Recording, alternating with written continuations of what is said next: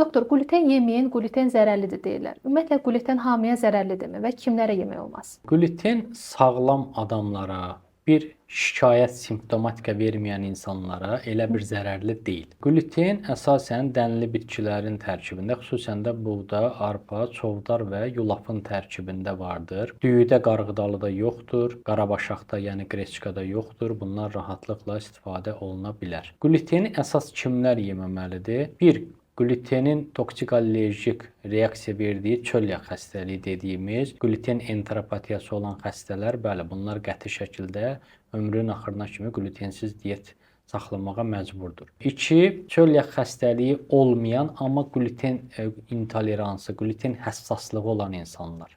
Bunlar gluteni yedikdə qarında şişkinlik, qarın ağrısı, köp, həzmsizlik bu kimi şikayətlər olur. Bunlar da yeməmək məsləhətdir. Amma kimdə ki, bunların heç biri yoxdur, gluteni qəbul etdikdə bir şikayət, simptom yaşamırsa, bunlara elə bir zərəri olmaz. Misal üçün, buğdanın əsas tərkibində gluten vardır. Yəni, bütün dünyada süfrədə birinci ortaya qoyulan çörəkdir. Yəni, bütün dünyada süfrəyə birinci çörək gəlirsə, bu əbəs yerə deyil. Yəni, buğdanın tərkibində, çörəyin tərkibində olan B vitamini heç nədə yoxdur. Yəni, B vitamini ən zəngin taxıl məhsullarıdır. Yəni, demək ki, çörəyin gündəlik rasiona bütün dünyada qəbul olunması bir fayda vardır ki, bu.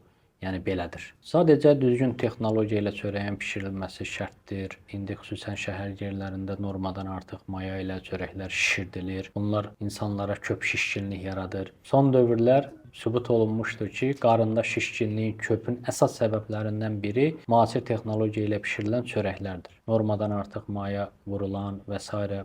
yəni düzgün bişirilməyən çörəklər bu cür simptomlar verir. Dünyada ən xeyirli 10 qidanın içində ilk sıralamada buğda cücərisi yer alır.